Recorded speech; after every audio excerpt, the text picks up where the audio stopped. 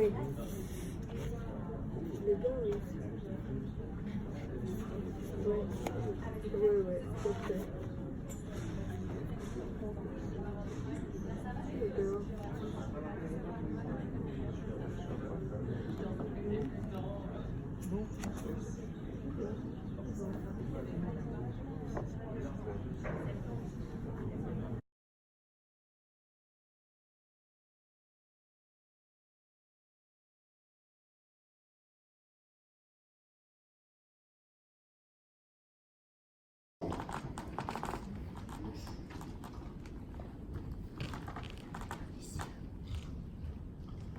Bonsoir. La question est, où est le design aujourd'hui? Et qui est designer aujourd'hui? Je prends n'importe quelle personne dans cette assistance ou dans la rue.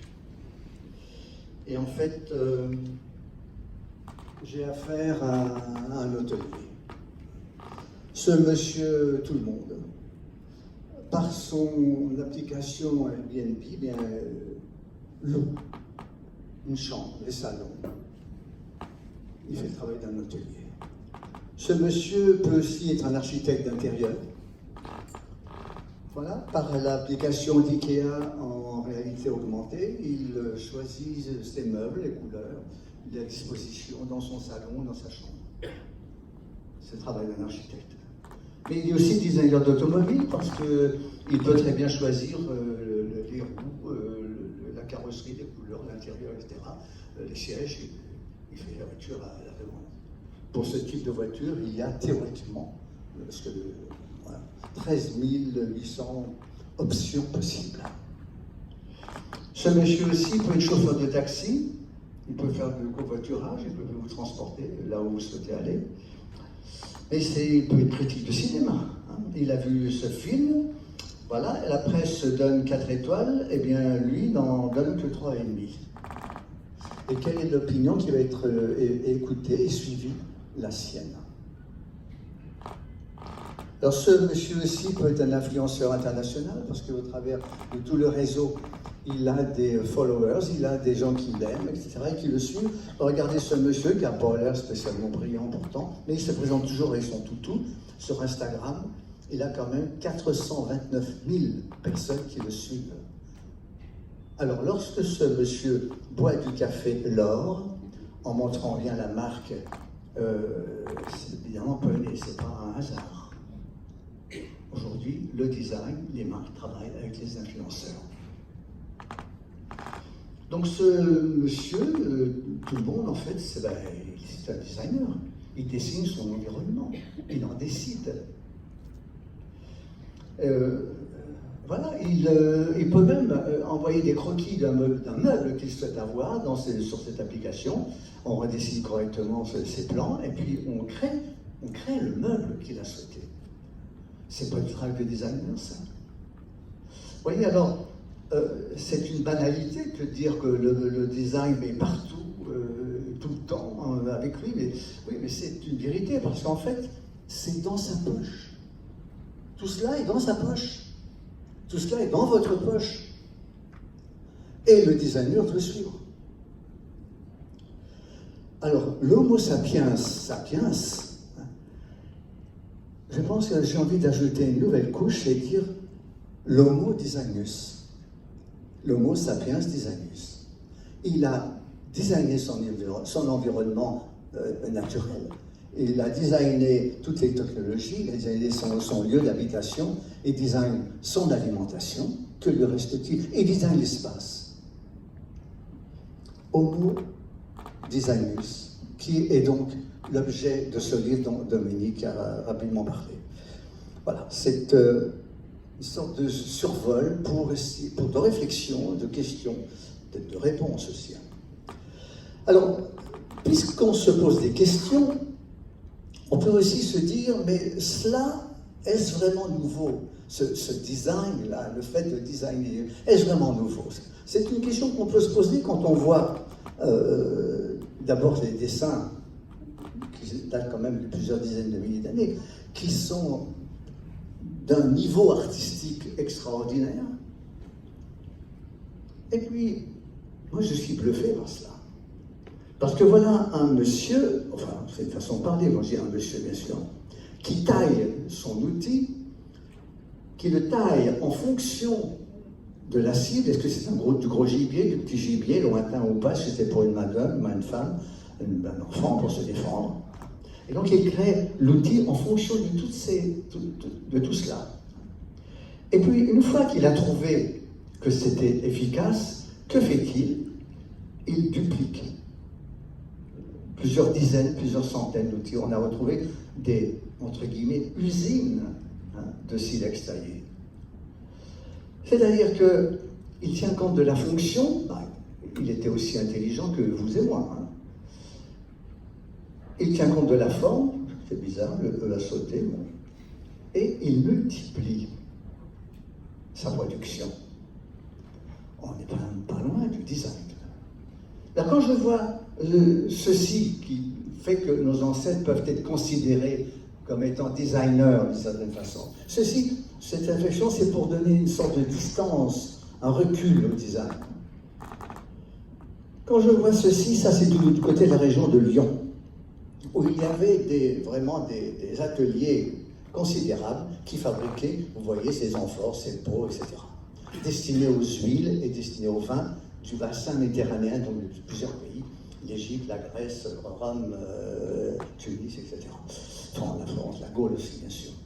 Donc, et ces gens-là avaient observé que certaines couleurs se vendaient mieux dans certains pays que dans d'autres, que certaines formes d'amphores conservaient mieux le produit que l'autre. Et donc, ils fabriquaient leurs produits en fonction du goût des acheteurs. On peut donc dire qu'il y avait la fonction à la fois de la multiplication, certes, mais il y avait du marketing. Le marketing qui est, excusez les petits décalages, mais ça c'est quand il y a des transferts, il y en aura probablement d'autres. Donc, le marketing, c'est le marketing, c'est le marché en action, c'est s'occuper de l'autre. C'est bien ce qui se passe là. Bien sûr, les dimensions de production sont différentes, quoique. Alors, vous voyez, ce design que je montre, c'est un design qui a franchi le temps, quand même, et qui prouve aussi que le design a des racines. Alors, lorsque on transpose ça au monde contemporain, on voit aussi que le design qui résiste, vous voyez une DS-19 dans la rue à Paris, vous vous retournez, vous frappez par sa modernité, par son allure, etc. Par cet ovni, toujours ovni 50 ans plus tard. Et la Porsche, ça c'est la dernière version, mais la Porsche c'est toujours la 911 qu'on retravaille. Donc, vous voyez, ces designs-là qui sont des designs iconiques, sont des designs qui sont proches de formes peut-être très matricielles. Cette goutte d'eau nécessitée par l'aérodynamisme, certes, mais ça n'est pas ça. Lorsque je vais dans le domaine quotidien, alimentaire, quotidien, un petit peu de cosmétique, qu'est-ce qu'il y a? Je vois ici des designs qui ont franchi des dizaines d'années et qui sont toujours d'actualité. On peut se poser la question, tiens, qu'est-ce qui se passe? Eh bien, voilà, vous voyez un carré ici, là vous voyez un carré long, ici vous voyez un triangle. Et curieusement, ces produits iconiques, que ce soit industriels, comme on a vu, ou de la grande consommation, s'imposent parce qu'ils ont une forme très basique. Mais c'est cela, c'est pas autre chose que cela.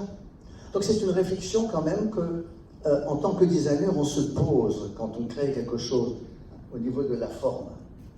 Et moi j'ai été frappé lorsque j'ai vu au lycée de Milan, je constatais que ce qui était mémorisé, ce qui avait choqué, ce qui avait intrigué le public, c'était ce carré long, noir, mystérieux, qui tombait du ciel dans un environnement tout à fait bourgeois. Qu'est-ce qu'il venait faire? Oui, vous voyez, mais ça, tout le monde l'a mémorisé. Il n'y a pas que cela qu'on a mémorisé dans ce film, mais tout de même ça, c'est très impressionnant. Et alors ces objets qui sont aussi iconiques, qui franchissent aussi le temps, ils sont plus ou moins anciens. ce que vous avez sous les yeux, ce sont des objets qui sont dans les musées. Ils sont tous dans les musées. Donc, c'est pas sans raison, ça. Parce que je vous parle de cela, parce que dans le livre, il y a des réflexions justement sur la forme, sur le fond, sur le beau. Le beau dont on ne parle jamais dans le design. Donc, quelle est la frontière entre le design, les objets design, peu importe leur nature, et puis l'art? Lorsqu'on voit qu'un certain monsieur décide de prendre un objet designé, évidemment en provoquant, bon, il n'allait pas prendre un essuie-glace, mais non, et il dit, ben, ça c'est de l'art. Il a posé la question, qu'on peut donc se dire aussi, mais et face à ce grand monsieur aussi, Philippe, lorsqu'il dessine un chandelier en cristal noir en un seul exemplaire, c'est du design ou c'est de l'art? Vous voyez, la frontière est quand même parfois difficile. Pourtant, je reviens en arrière, pourtant, pour moi, c'est simple. Le designer, il doit créer en fonction d'un marché, d'une demande, d'une attente, d'un environnement. L'artiste, il doit travailler en fonction de sa vision du monde. Et il ne doit pas être tenu par la rentabilité de la chose. Ça fait quand même une énorme différence. Alors je vais parler du beau parce que ce sont des beaux objets que je vous ai montrés, des beaux designs, etc. Et je suis toujours surpris, et Dieu sait si j'en ai vu et j'en vois des briefs. Je ne vois jamais un annonceur qui dit « Faites-moi un beau design ». C'est un mot, c'est l'omerta dans le métier, on n'en parle jamais. C'est honteux. Alors que c'est basique, c'est nécessaire. Ce monsieur, qui n'est pas un poète, monsieur Dassault Marcel, mes avions, quand les gens ils se posaient la question, mais comment vos avions quand même, quelle efficacité, etc. Tous c'est des mirages, oui, c'est des mirages. Ils disaient, oui, mais ils volent parce qu'ils sont beaux. Beau étant voulant dire aussi, bien sûr, équilibre, harmonie. On voit ici on parle d'un bel objet. On dit beau comme un camion, pourtant dans la vie de tous les jours, on parle du beau. On dit oh, elle est belle ta voiture, une belle voiture. Hein. On dit également, oh, le beau toutou. Puis on dit un beau garçon, et on peut dire une belle fille. Donc ça fait partie de notre quotidien. Et puis on peut même aller plus loin. L'on sait que le beau crée le désir. Le design est quand même là aussi pour qu'il y ait une part de désir dans sa réalisation. S'il n'y a que de la fonctionnalité, non, ça ne bouge pas.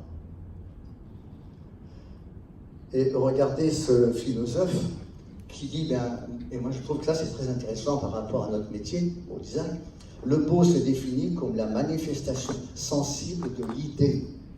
Donc, nous sommes ici pour traduire une idée, mais il faut qu'elle soit sensible, qu'elle touche l'émotion. Alors, j'ai dit que le design était partout, mais enfin, Dominique l'a également dit dans son introduction, le design est partout, on le voit partout, vous êtes nombreux ici pour en parler. J'ai envie de dire que, oui, au fond, ce sont des images que j'ai utilisées, mais il peut se définir sous trois formes. Alors, on peut parler du design solide, on peut parler du design liquide, on peut parler du design aérien, gazeux.